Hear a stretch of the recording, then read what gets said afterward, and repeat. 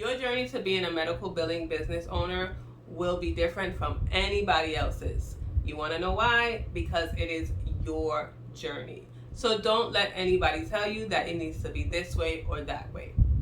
Here's my journey to being a medical billing business owner. So keep watching if you're interested.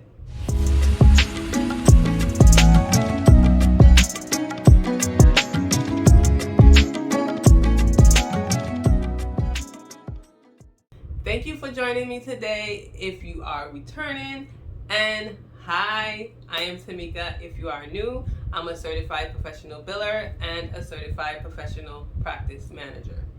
Don't forget to subscribe to the channel, like the video, and comment below because I love talking to you guys. I try my best to answer all comments and respond to you guys because I don't just want to sit here and talk to the camera by myself and not have anybody talk back to me. So this is our way of communicating. Also, don't forget to hit the notification bell because you want to know when I'm going to upload new videos. And in this month of July to the end of your year, I'm going to start doing some lives each month, and you don't want to miss that. Then we can really connect and communicate with each other. I'll also be telling who the giveaway winner is from our last video, who's going to win this book right here. We've been speaking about this book over and over. I know you're probably tired of it. But in this video, we're going to be telling you guys who the winner of that book is. I am so excited to let you know and ship it out so that person could start getting into this book because it's a hefty one, but a good one. Now, in order to understand my journey in becoming a medical billing business owner, you kind of have to know my backstory. So I'm gonna go through how I even got to being a billing business owner. So in 2006, I started off my medical billing journey. That's when I actually got a job as a medical biller in an ophthalmologist's office. Now, mind you, I was already working in this office as a bookkeeper and then an office manager, and then now I was the medical biller. So at that time, I was new to doing billing. I had taken a course about 5-6 years earlier, but I really didn't remember anything from that course. And so the person who was leaving had 2 weeks to train me before she left. And in that 2 weeks, I can really say she trained me very well for that short amount of time. Now, I've heard horror stories about people who say that they started or they're starting a career or they're in a career as a medical biller and they don't have anybody to train them, or their supervisors are mean and don't like when they ask questions. And that is so unfortunate to happen. But in my case, I can't say that happened. She was a really good trainer. She let me know what to do, why, and she told me all the tips and tricks. So I really appreciate her for that. But when she left, I did the billing. So I did the billing for an ophthalmologist's office from 2006 to 2011. Within that span of time, I also got a side job, which I guess you would say I was a 1099 contractor. And that was in 2008, and I was billing for a OBGYN. Now, I had a friend who knew a OBGYN who needed a biller, and she referred me to him, and it was basically like he was giving me the job. Like, before I even did the interview, because it really wasn't an interview, before I even did the interview, he was like, yes, okay, when can you start? So, and in 2008, I became also the biller for OBGYN's office. Now, I only did this part-time, which was on Wednesdays and Saturdays, and he had a good bit of clientele. So I had a lot of work to do there, and I also had work to do at the ophthalmologist's office because that was my full-time job. So I left the ophthalmologist's office in 2011, and I was still working for the OBGYN as a contractor. I didn't really know, I wasn't sure, did I want to work for him full time? Did I not? And trust me, he asked several times if I would, and I still was kind of like, I don't know if I really want to. So from 2011 to 2013, which was when I actually did start to work for him full time, I was working as a 1099 contractor for him doing the billing. Now I did add on some additional time, so I wasn't just working on Wednesdays and Saturdays. I started to up my time as far as when I worked, and I didn't necessarily have to go in on a scheduled time or a set time. At that time as well, it wasn't too much remote doing stuff, like now, if that was in that situation, I would have told him that I'll do his billing remotely. I wouldn't have to go in at all. But at that time, it wasn't too known, and people didn't really think that you can do that, so I didn't do it. So I used to go into his office, but I didn't have like a set time because I wasn't an employee and I wasn't getting benefits and all of those other things. I just was doing his billing. So after that, I decided to work for him full time because he wanted me to do more things in his office, like be the office manager. And so I started to work in 2013 as an employee again. So now I was just doing that for the OBGYN, and things was good. I was having a good time. So then I had a provider approach me in 2016, I believe it was, to do their billing. And they heard about me, word of mouth. That's the best type of advertising. They heard about me doing billing, and they wanted me to do their billing for a practice that they had just started, which was for pediatric behavioral health. And I said, fine, why not? It was a specialty that I never dealt with before, but I was intrigued and I wanted to know. So by this time now, I had experience as a OBGYN biller, ophthalmology, and pediatric behavioral health, which is all a good thing because billing is billing, but each specialty has their different nuances and you need to know certain things. So I was doing, I've had experience in different specialties. So while I was doing the billing for the OBGYN, I also was doing pediatric behavioral health. That practice lasts for about 2 years because, again, they were just starting up, and I guess they didn't have enough clientele and things wasn't going too well. So in about, I think it was maybe 2018, they closed down their office. So I was back to doing OBGYN for OBGYN billing as an employee. Now, all of this time, I did not set up an official business. I had people telling me I should and why don't I and da-da-da-da-da, but I don't think I was mentally ready for that.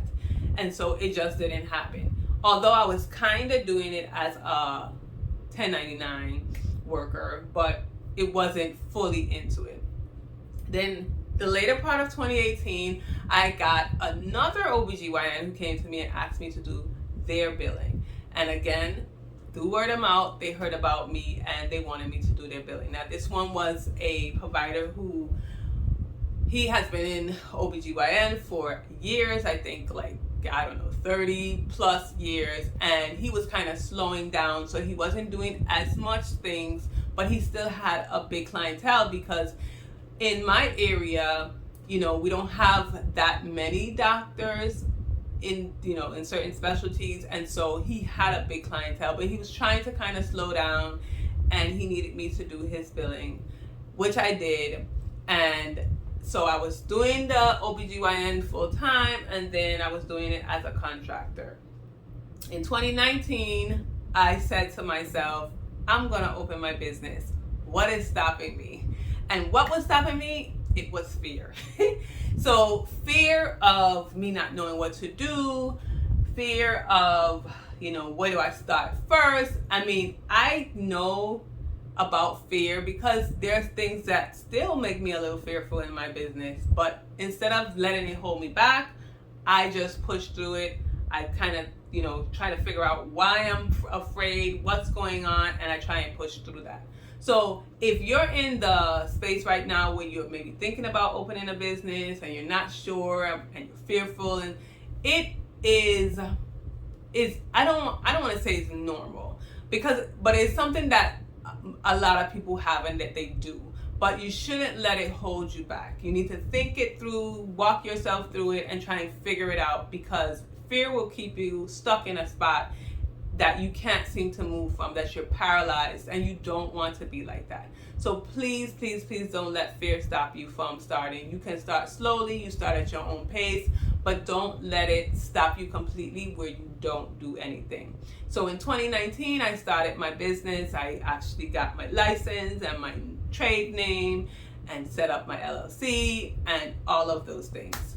However, I didn't do much of anything. I did have the OBGYN as a client, but I didn't do anything else. I didn't advertise. I didn't do anything else. And so 2020 came.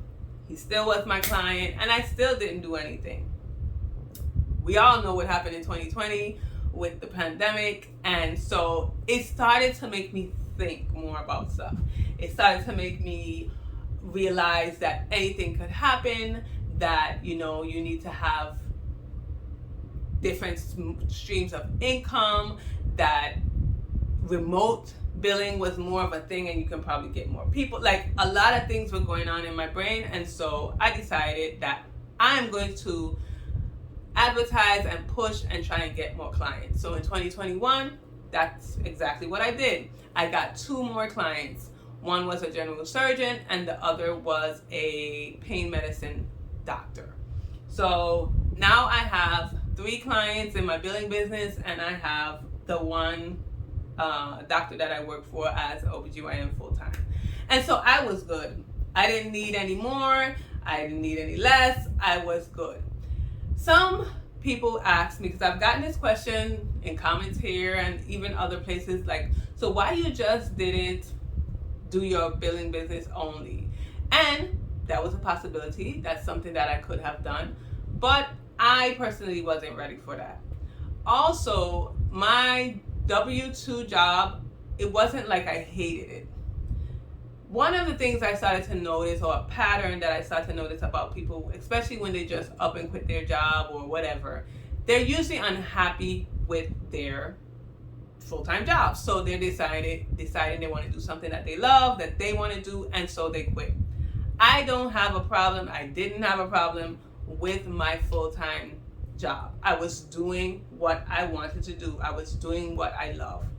But I think for me, I wanted some type of stability, a job in general is not stability, because you can get fired from a job like this. But for me, it made me feel more comfortable, and I felt like that's what I wanted to do. So I didn't feel like, what is the need to quit this job when I have seniority, I've been there for a while, I like the job, I love what I'm doing. I love OBGYN billing, I'm doing OBGYN billing. What is the purpose of quitting the job just to do my billing business when I can also do my billing business, which is what I was doing? And so that is where I was at the time, and I was fine.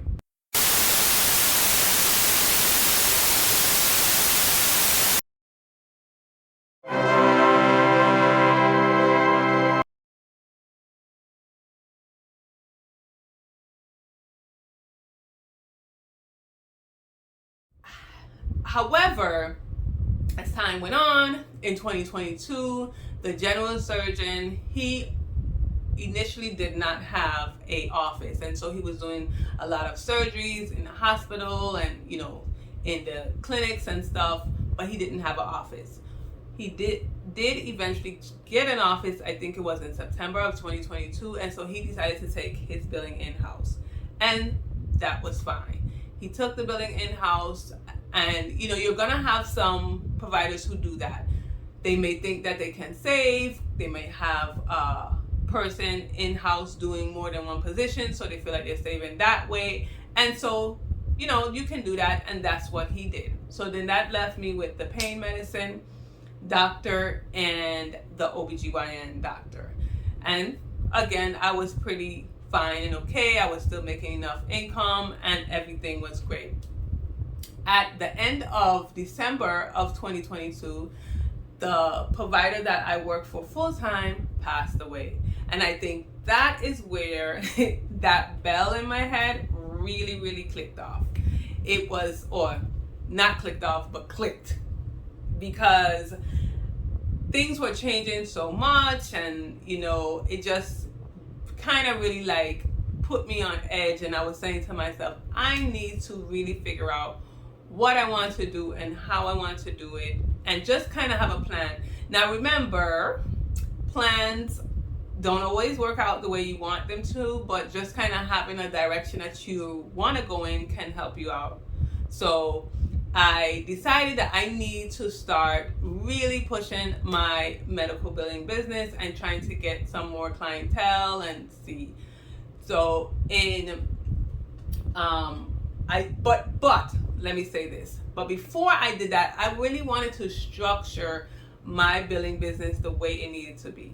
Because it's easy for individuals to tell you to start a business, to do this, to do that. But you have to remember that being a billing business owner and working at 9 to 5 or even being a contractor are all different things. And you have to shift your mind to know what you have to do in each position that you're in.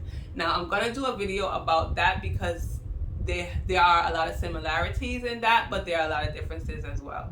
So you have to kind of shift your mindset.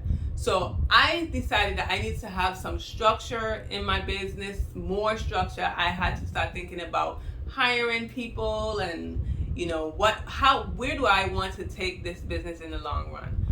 You also don't have to have a big, huge billing business company. Now, if that's your goal, then you have to do what you have to do that. But not everyone wants to do that. Some people may have this just as a lifestyle where it's just them. Or it may be where it's them and a few other staff members, but not a lot. So I had to figure out what I wanted to do. And that's what I took this time out to do. Because in February of 2023, I had a major surgery, and it kind of gave me that time to sit down, think about really where I wanted to go with my business. And I did that. But along with doing that, the pain medicine office that I was billing for, which was a small office that had a good bit of clientele, but the type of patients that they had, which was mainly Medicare and Medicaid, I guess didn't sustain them. They couldn't keep up with the expenses and all those things, and so they had to close. So as of July 1st was my last day in billing for the pain medicine office. Now, I know that was coming. I knew that was coming because she let me know, I think it was like in March of this year. And so I had time to prepare and all of that stuff. But that now leaves me where we're at today with one client in my billing business, and I'm also working full time for the OBGYN office.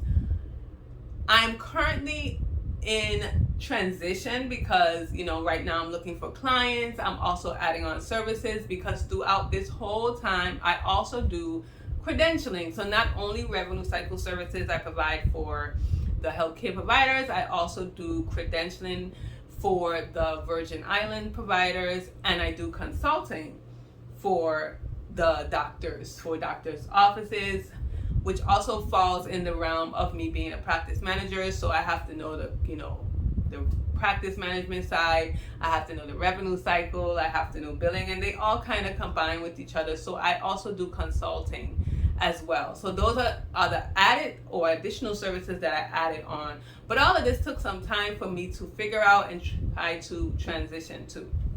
I wanted to do this story because I wanted to let you guys know where I'm at. I get a lot of questions about, how do you manage this and how do you do that? And I'm actually probably going to do a video on managing this all because it can be overwhelming at times, but there needs to be structure, and you need to kind of know when it's time to move on to something else. So move on to maybe additional staff, or to slow down, or you need to figure out things. You also need to figure out, which I really, really wanted to mention, was the fact that because I never really had to advertise or sell my services, I mainly got all of my clients through word of mouth.